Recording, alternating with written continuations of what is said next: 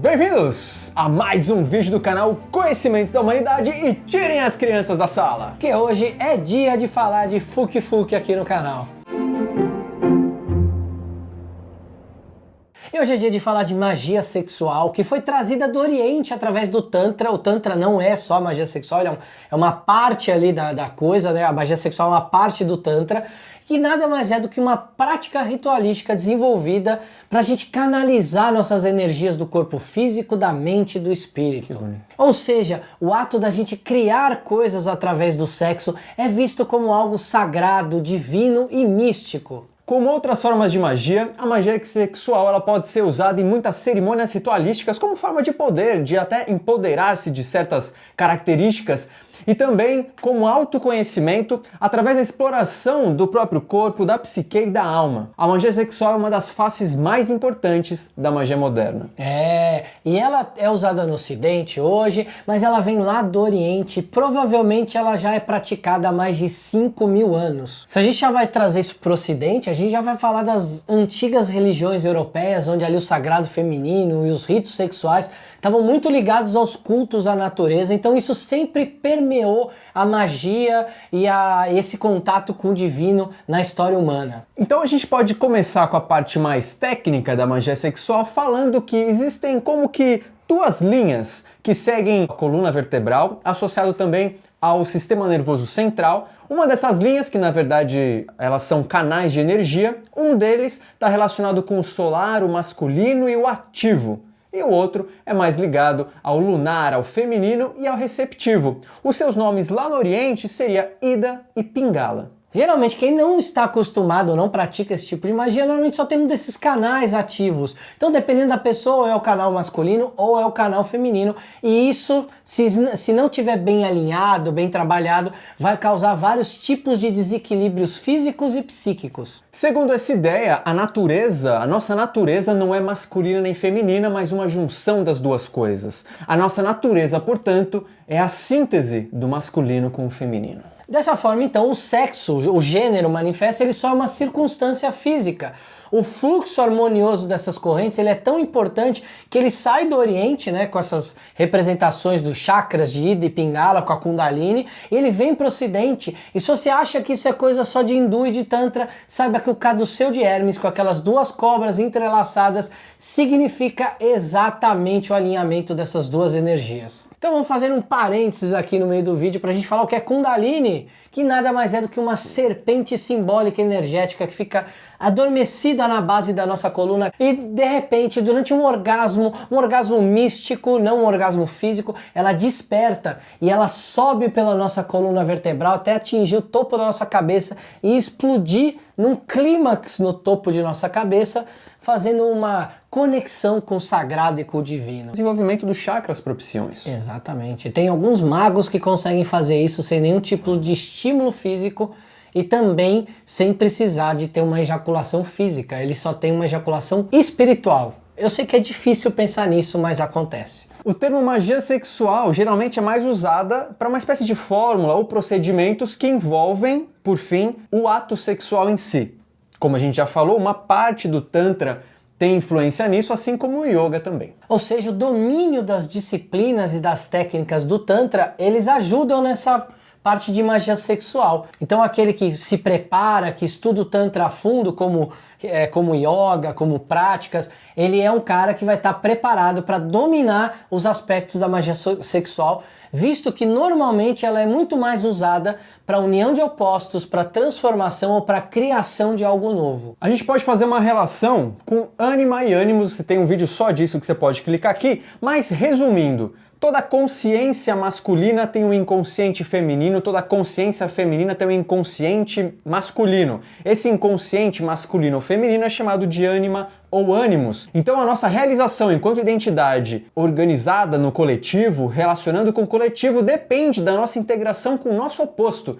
Então o homem ou o princípio masculino integrado ao feminino e o feminino integrado com o masculino, assim como aqui. Exatamente. E como qualquer operação mágica, precisa ter um produto.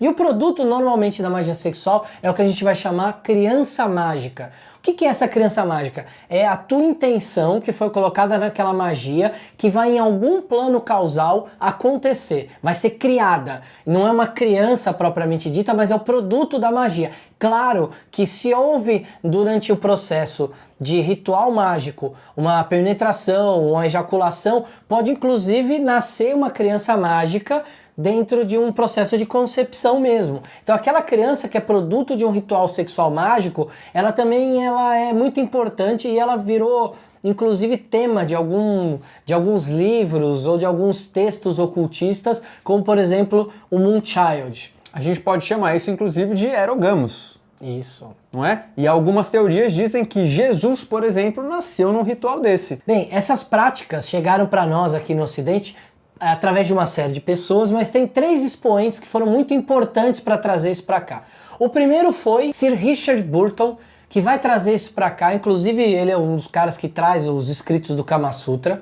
O segundo é Pascal Beverly Randolph, que também vai trazer uma série de escritos, e ele vai ter uma ordem hermética chamada Hermetic Brotherhood of Light, onde vai trabalhar esse tipo de conceito. E o terceiro cara, que é muito importante porque ele é um dos fundadores da OTO, que é o Theodore Heuss. E o Pascal Randolph, que o Léo falou agora, provavelmente influenciou o Karl Kenner, que é o fundador da OTO, que é a Ordem do Templo Oriente, uma das ordens mais importantes do século XIX e XX. Então fica evidenciado que na OTO utilizavam-se práticas sexuais tântricas influenciados pelo Randolph. E aí, o Theodore Heuss, como a gente falou, que chegou a ser um grande líder da OTO, é ele que traz o Crowley para dentro da OTO, e o Crowley depois, lá dentro, ele acaba se tornando o líder da OTO no mundo, e nesse momento ele cria o 11º grau, que a gente entende que nos graus anteriores o trabalho é feito num grau com a masturbação, depois com o sexo heterossexual, e no 11º grau ele permite também o sexo homossexual, e aí ele faz com que o elemento feminino seja tirado, o elemento passivo, então só o elemento masculino do falos é usado nesse grau. E se você não sabe quem é Crowley, temos também um vídeo no canal sobre ele. Essa ideia de princípios masculinos e femininos tem correlações com várias tradições. Uma delas é com o sagrado feminino. Em várias tradições pagãs, a mulher, o princípio feminino é tido como o principal ponto de reverência, o ponto central daquela crença. A mulher como geradora da vida, a deusa como criadora de tudo, é o grande foco. Então, dessa forma, muitos rituais dessa época que envolviam magia sexual envolviam justamente as sacerdotisas com o seu sangue menstrual, e isso eram os elementos principais do altar cerimonial. Em certas tradições do sagrado feminino, uma sacerdotisa compõe o altar. Ela é deitada nua de costas, com as pernas abertas e dobradas, de forma que seu calcanhar toque as suas nádegas. No umbigo dela é colocado um cálice e toca o cordão umbilical etéreo da deusa, que é invocada em seu corpo. E aí o sacerdote ele põe vinho nessa taça, e ele pega uma gota desse vinho e coloca no clitóris, uma gota em um mamilo e uma gota no outro, traçando uma espécie de um triângulo místico ali no meio. Após ele colocar as gotas, ele beija cada um desses locais, recitando algo místico, que é justamente para fazer essa invocação da deusa para dentro do corpo da sacerdotisa. Para você que entendeu essa configuração do corpo da sacerdotisa em cima do altar, olha o nosso vídeo que a gente fala sobre as construções de catedral, porque a gente explica exatamente que foi nesse formato que as catedrais foram construídas. É um dos primeiros vídeos do canal.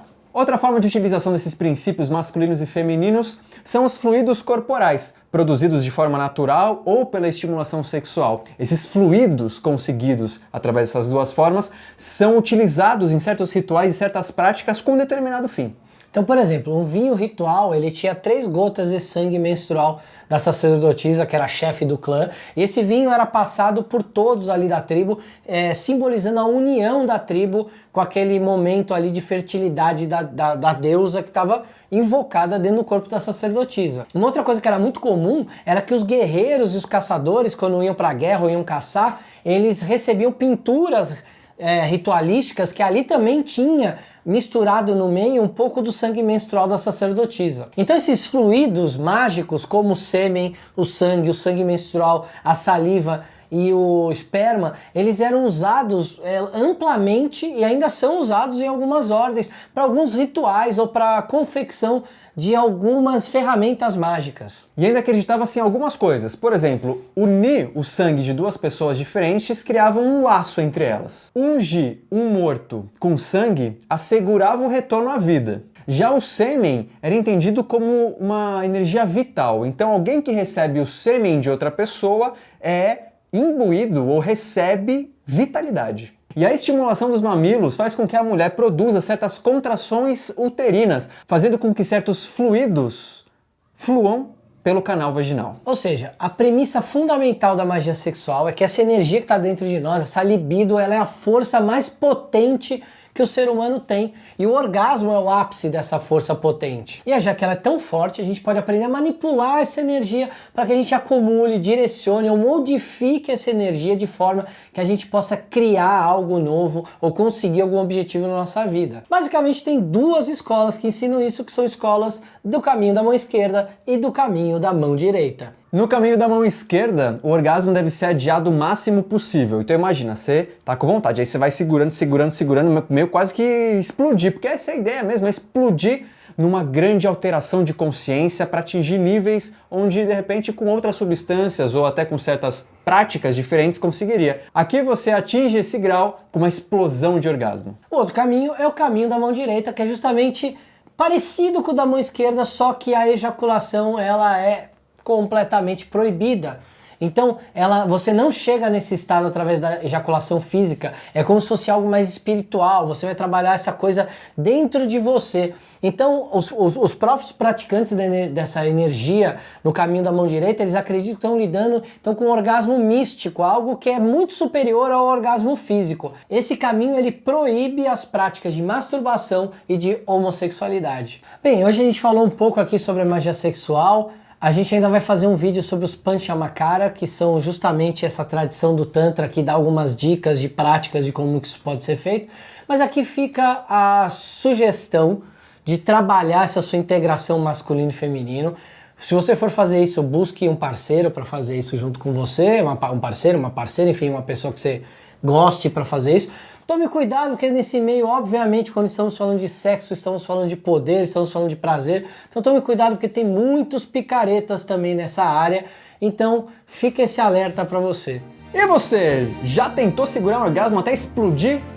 Comenta aqui nos comentários. Um beijo no seu coração e até a próxima. Vídeo do canal Conhecimentos da Humanidade e tirem as crianças da sala. Porque hoje é dia de falar daquilo que todo mundo gosta e tem vergonha de falar e não é Backstreet Boys. Os seus nomes lá no Oriente seria Ida e Pingala. Devia ser ida e volta, né?